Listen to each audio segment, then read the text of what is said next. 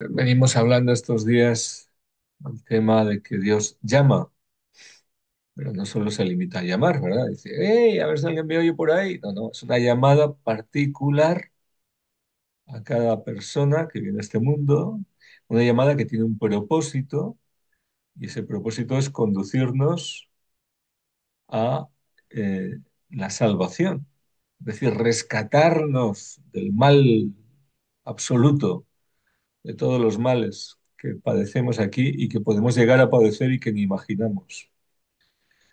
Es una cuestión de vida o muerte. Y esa llamada es perentoria, es apremiante, y nace de su corazón amante que tiene misericordia del hombre y por eso lo llama.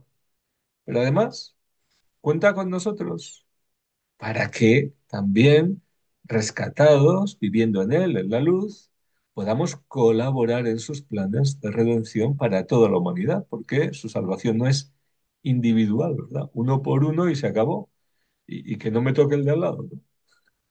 Entonces, el Señor llama y elige. Esta elección es también misericordia de Dios y tiene que ver con sus propósitos personales para cada uno de nosotros. En función de la restauración de su reino, Él tiene que reinar. Y para todo esto, el Padre, que había llamado a los hombres desde siempre, ¿verdad? De tantas formas y maneras, que había llamado a un pueblo, a Israel, para prepararse al Redentor y su venida, pues envió a su Hijo. El discípulo del Padre, el elegido, que ahora es el que llama, el maestro. Él es ahora la causa de que nosotros oigamos la voz de Dios con la llamada definitiva, la llamada última de estos últimos tiempos. Desde que Cristo viene al mundo, su venida al mundo, su muerte, su resurrección, ascensión, se inician los últimos tiempos, es decir, el tiempo final en que su voz resuena en toda la tierra para que los hombres puedan oír esta llamada, puedan escucharla, puedan acogerla y responder para completar el número de los redimidos, el número de los salvados. En fin, que Dios no está llamando porque no sabe qué hacer y dice, bueno, pues voy a llamar a ver a que se entretengan un rato, ¿verdad? A hacer pasatiempos conmigo, yo qué sé. O a saciar nuestra curiosidad con informaciones interesantes. Nos llama a que nos sintamos bien. Todo esto, en el fondo, es lo que los hombres quisiéramos que Dios hiciese. Los hombres querríamos que Dios nos tratase como nosotros queremos, nos gusta, ¿verdad? Y es un rato y algo interesante, placentero, agradable, que me gusta, lo que me gusta va mucho, ¿verdad? Tener amistades, que me llame a eso, a estar con otros que me lleve bien, hacer buenas obras, ¿no? Que no, que la llamada de Dios es mucho más perfecta, mejor, mayor que todo eso. Es a la salvación, a la vida eterna, vida con mayúsculas, que ni imaginamos. En la carne no puede ni comprender de lejos de qué se trata eso. Pero es que es a conocer la verdad completa. ¿Y quién es la verdad? Jesucristo, la revelación completa que nos ha dado el Padre, el don de Dios. Entonces es conocer a Cristo, en Él está todo. Él es la salvación, Él es la verdad. Entonces Él es el que nos llama y nos llama a Él, a estar con Él, a que Él sea nuestro maestro. Luego esa llamada se identifica con ser discípulos de Cristo. O sea, los llamados y elegidos son los discípulos de Cristo, porque no hay otro camino, no hay otro que venga a llamar por otro lado, no hay otra voz que resuene, que haga el eco de la voz del Padre, más que la de Jesucristo, el Señor y Salvador único de todos los hombres. Luego, ser discípulos del Maestro, de Jesucristo, el único Señor, es, es cuestión de vida o muerte y tiene que ver con responder a la llamada de Cristo a los hombres. Hemos hablado también de esto del discipulado. Y había discípulos de maestros por ahí también, claro que sí. Pero cuando viene Cristo al mundo hay un cambio radical, en cambio radical. Ser discípulo de Cristo es algo distinto a ser discípulo de cualquier otro. totalmente distinto, por la llamada que hace Él, por quién es Él, por aquello a lo que nos llama, por qué significa seguir a Cristo, es totalmente distinto. La iniciativa, una diferencia, por ejemplo, es que la iniciativa parte de Jesucristo. Él es el que nos llama. No me habéis elegido vosotros a mí, yo os he elegido y os he destinado a que vayáis y deis fruto. Tiene un plan perfecto, ¿eh? Y tiene derecho a llamar, porque Él es Dios mismo. Entonces, el que nos ha creado, el que nos ha formado, porque en Cristo Dios estaba formando, estaba creando todas las cosas, por el verbo, por la palabra, en Cristo fueron hechos los mundos, dice San Pablo. Entonces también nos estaba formando a nosotros, pero nos estaba formando con un propósito. Y ahora, alejados de Dios por el pecado, nos llama a recuperar aquello para lo que nos había formado y creado. Nos llama para recrearnos, para restaurarnos, para salvarnos, para redimirnos y hacernos, no solo, no solo redimirnos, es decir, librarnos del mal, sino hacernos nuevos, hombres nuevos, con una vida sobrenatural, con la vida de la gracia, la vida divina en nosotros. Hijos, aquel que es el Hijo, el unigénito, el Hijo único de Dios, nos hace hijos en Él, por el Espíritu, hijos de Dios. Es decir, para tener, compartir, disfrutar, poseer la vida divina. Y esta es la vida eterna. Esta es la vida eterna. Por eso, ser discípulos de Cristo no es cualquier cosa. Es que lo es todo. O sea, o se es discípulo de Cristo y ahí está el camino para la plenitud, para la vida, para todo, o si no se conoce al Maestro y no se es discípulo suyo, pues nos perdemos todo.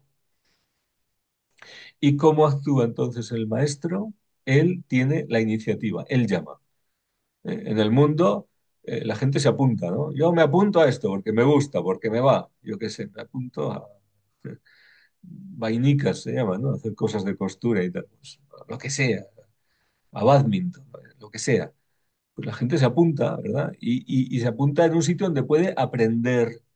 Hay alguien que instruye, hay un maestro, muy bien. Pero se apunta por un tiempo, si no le va, pues desaparece. Se apunta para aprender muchas veces, para llegar a no depender del maestro, sino dominar la técnica e incluso ser como el maestro o mejor, ¿no? Pero en Cristo no es así. Él tiene la iniciativa.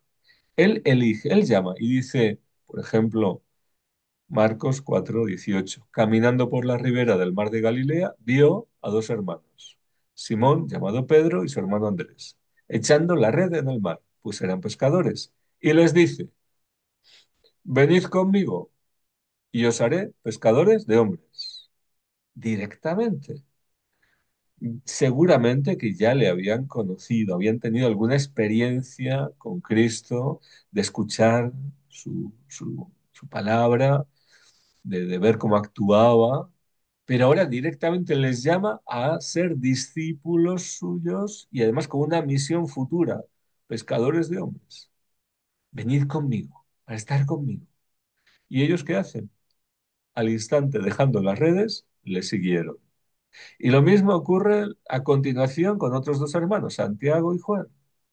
Y luego vemos Marcos 2:14 con Leví, Mateo, sentado en el despacho de impuestos, este no era pescador, pero le dice lo mismo, sígueme. Y él se levantó y le siguió. Luego, él llama a quien quiere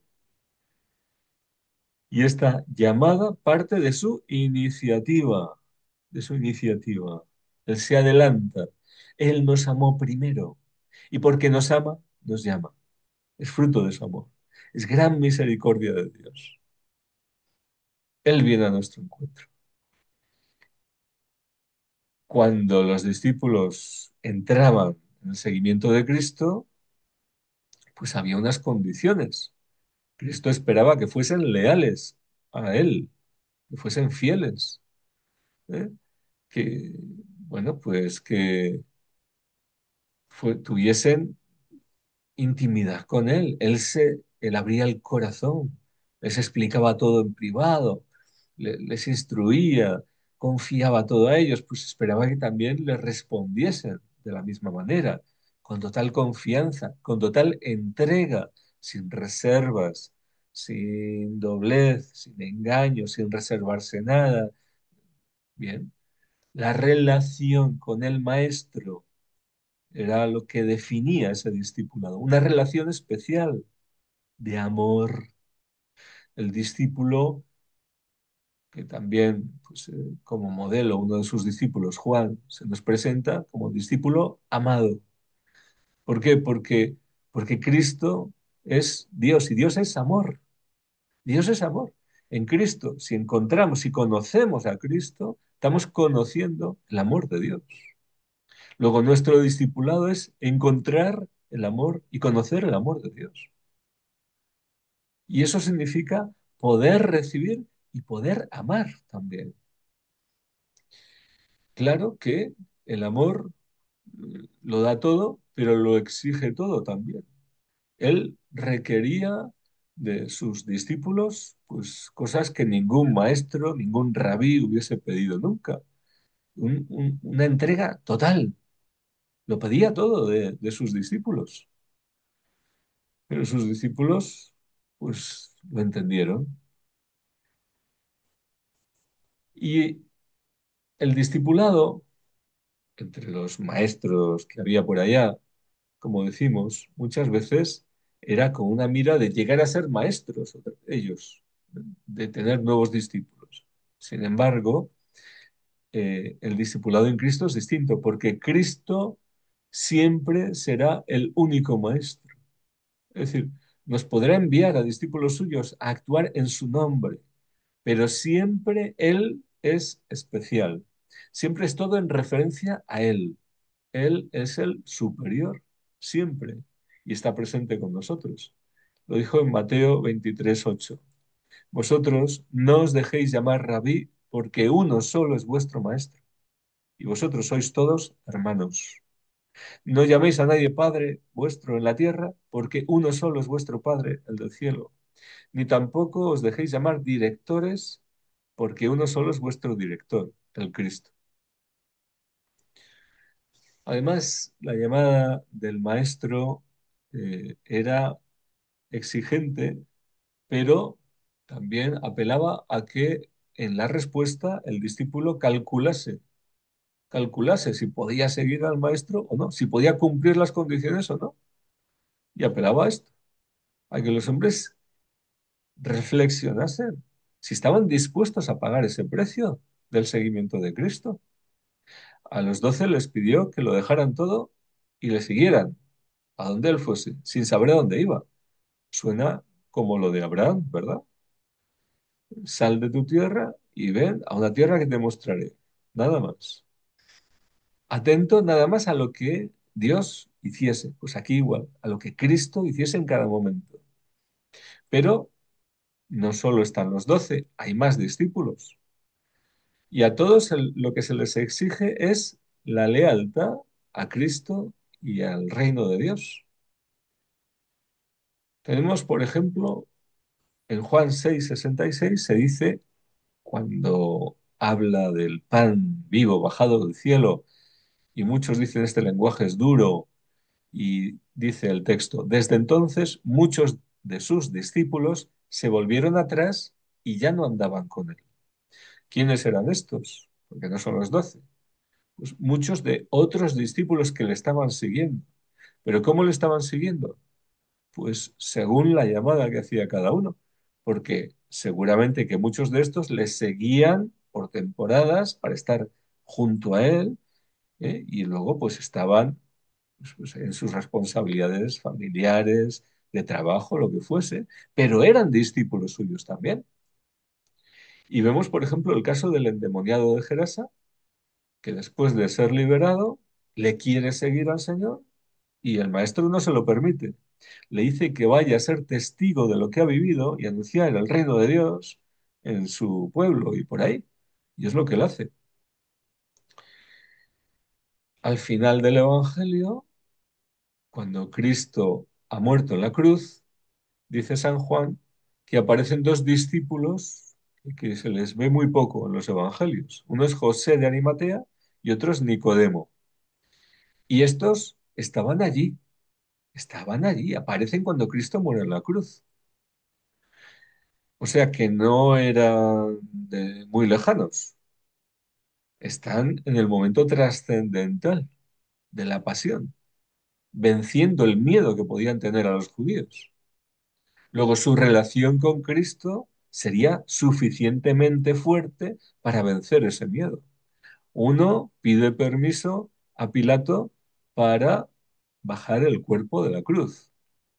El otro Nicodemo, trae una mezcla de mirra y aloe para embalsamar el cuerpo y enterrarlo, llevarlo al sepulcro. En fin, estos dos discípulos, aunque no estuviesen continuamente siguiendo al Señor, pero estarían siempre que podían con el Maestro y están en este momento clave. Luego, vemos cómo hay distintos discípulos de Cristo, pero hay algo común a todos. ¿Y qué es esto? Pues que siguen al Maestro respondiendo a la llamada particular que Él hace a cada uno para tenerle como referencia fundamental en sus vidas. Sus vidas están en función del Maestro, aprendiendo continuamente de Él, siguiéndole siempre que pueden a donde era necesario. ¿Eh? Entonces, vemos cómo la palabra discípulo se aplica no solo a aquellos que están siguiendo a Cristo continuamente, que hay unos discípulos que hacen esto, entre ellos los 12, sino también a otros discípulos que también lo están siguiendo, aunque no sea siempre físicamente. En Juan 8:31 se nos dice, decía pues Jesús a los judíos que habían creído en él, si os mantenéis en mi palabra, seréis verdaderamente mis discípulos y conoceréis la verdad, y la verdad os hará libres. Entonces, ¿qué es lo que define al discípulo de Cristo? El que permanece en la palabra de Cristo. El que permanece en la palabra de Cristo. Resultado de ser verdadero discípulo, en obediencia a su palabra, conocer la verdad y vivir la libertad del discípulo, del Hijo de Dios. De hecho, vemos, tras la ascensión del Señor, que se encuentran 120 discípulos. No estaban ahí solo los 11 con la Virgen, no, 120 discípulos perseverando en oración cada día, esperando la promesa del Espíritu, Pentecostés. Bien, pues hay un grupo mayor de discípulos, ¿verdad? Así que el discipulado tiene que ver con la palabra y el seguimiento de Cristo tiene que ver con la obediencia a su palabra, con el conocimiento de Cristo. Y su palabra no es para saciar nuestra curiosidad intelectual, como decíamos antes, sino para transformar nuestra vida, para darnos vida nueva, para tener vida nueva, vivir según la ley celestial, la palabra que es bajada del cielo, que es Cristo mismo, y que Cristo pueda transformar nuestra vida. Pero claro, entrar a ser discípulo de Cristo tiene también unas exigencias. Hemos dicho que esto es lo más precioso y es cuestión de vida o muerte y que es un grandísimo privilegio y es iniciativa de Dios esta llamada. Luego, es misericordia de Dios que nos ama, en Cristo que nos llama a ser discípulos suyos.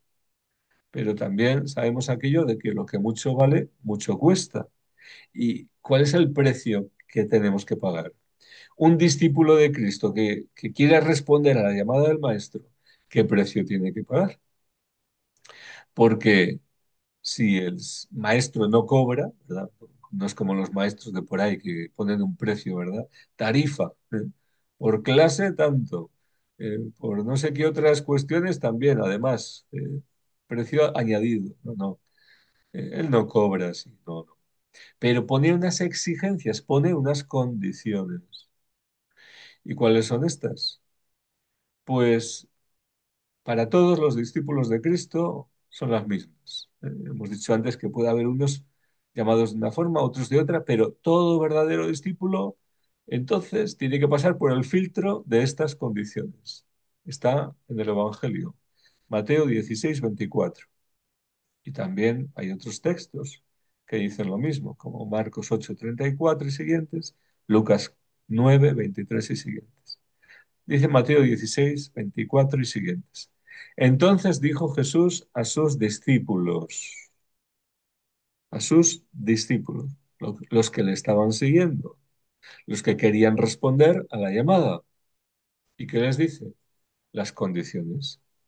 Si alguno quiere venir en pos de mí, es decir, si alguno quiere responder a mi llamada, niéguese a sí mismo, tome su cruz y sígame. Esa palabra sígame literalmente es sígame continuamente. No deje de seguirme. Sígame y sígame y sígame, ¿verdad? Continúa diciendo, porque quien quiera salvar su vida, la perderá, pero quien pierda su vida por mí, la salvará. Pues ¿de qué le servirá al hombre ganar el mundo entero si arruina, si echa a perder su vida? ¿O qué puede dar el hombre a cambio de su vida? Así que estas son las condiciones mínimas para todo discípulo de Cristo. A partir de aquí empezamos a hablar de discípulo verdadero de Cristo. ¿Eh? Y esto se aplica a todo discípulo de Cristo. Luego, si estas son las condiciones mínimas, también nosotros tenemos para nuestra respuesta que entrar por aquí. Primero llama la atención que Cristo hace una invitación si alguno quiere y es condicional. Deja libre, respeta la libertad del hombre, respeta nuestra voluntad. Él es el rey de los cielos y de la tierra, podría mandar y sin embargo invita si alguno quiere. Pero si alguno quiere, estas son mis condiciones. ¿Quién pone las condiciones? Él, no nosotros. No podemos nosotros negociar, rebajar o sugerir lo que sea. Decir, bueno, a mí me parece que para mí, en mi caso, no, no, no. Estas son las condiciones del maestro. Si alguno quiere, sirve para todos, para todo el que quiera ser discípulo suyo. Como decía antes, esto es lo mínimo, para entrar al discipulado de Cristo. No se trata de que haya varias categorías de discípulos y nosotros nos apuntemos a la clase B, la C, la D, la que sea, ¿no? Digamos, entonces vamos a rebajar las condiciones, vamos a hacerlas ad hoc, para mí, ¿no? A mi gusto, ¿no? Es el maestro el que llama y es el maestro el que pone las condiciones. Además, el maestro, cuando dice esto, no está haciendo propaganda, marketing, a ver si consigue muchos adeptos, ¿verdad? No, al contrario, parece, parecería que no tuviese mucho interés, porque no lo facilita, lo deja ahí como una invitación en el aire para que recojamos el guante, ¿verdad? Para que respondamos libremente. Quiere nuestra respuesta total, convencida, decidida, radical. No nos engaña, Cristo no nos engaña. El que engaña es el diablo, el mentiroso, que ofrece algo que luego no puede dar, que lo hace todo fácil para luego llevarnos al hoyo. Pero Cristo no nos engaña, Cristo nos presenta los requisitos. Son estos. Si alguno quiere, esto es. Y ahora cabe a nosotros responder. Así que estas son las tres condiciones para empezar el seguimiento de Cristo como discípulos suyos. En el Evangelio vemos otras condiciones que aparecen en otros momentos, pero que de alguna forma son explicaciones o ampliaciones del contenido que ya está aquí en estas tres elementales, básicas, generales. En otros momentos dice aquello de quien ponga la mano en el arado y vuelva la vista atrás no es apto, no es digno. Quien ame a su padre, a su madre, a su hijo más que a mí, no es digno de mí. Bueno, pero todo eso ya está contenido aquí, en estas tres condiciones generales. para todo discípulo. Y las consecuencias de aceptar o rechazar sus condiciones, vida eterna o muerte eterna, ganar la vida o perderla. El que quiera ganar la vida, el que quiera, él lo ha dicho, el que quiera conservar su vida y no morir, no negarse a sí mismo, la perderá. El que se niegue por mi causa, la ganará. Luego la consecuencia también está explicada. Nuevamente, el maestro no engaña, nos dice la realidad, nos explica la verdad, nos explica la situación para que nosotros salgamos de la ignorancia y no solo nos alegremos de que Cristo nos llama, y sí, es motivo de gozo, sino que también ahora respondamos con conciencia, con claridad y sabiendo a qué nos comprometemos, sabiendo qué exige el discipulado de Cristo, a qué tenemos que estar dispuestos a vivir. ¿Por qué? Porque de otra forma, sin pasar por estas condiciones, no podemos vivir lo que significa ser discípulo de Cristo y no podemos alcanzar las promesas de Cristo para nosotros. En otras palabras, podemos ser llamados, podemos ser elegidos, pero si no somos fieles, si no llegamos hasta el final, podemos perder lo poco que hemos ganado. La experiencia de cada discípulo es distinta, claro que sí, porque las llamadas del Señor también son particulares, pero la base de la que partimos es esta. Y el Señor está esperando, por tanto, nuestra respuesta. Vamos a profundizar las próximas semanas en todo lo que significa esto, en lo que significa estas condiciones que pone el Maestro. Pero de entrada tenemos que contemplar la realidad, escuchar su voz y nuevamente dejarnos llamar por Él, pero ahora conociendo también de su voz las exigencias que van unidas al seguimiento de Cristo. En Juan 12:26 el maestro dice, si alguno me sirve, el discípulo servía al maestro, si alguno me sirve, que me siga. Y donde yo esté, allí estará también mi servidor. Esta es la meta que el Señor nos presenta, llegar a estar con Él siempre. Gloria al Señor.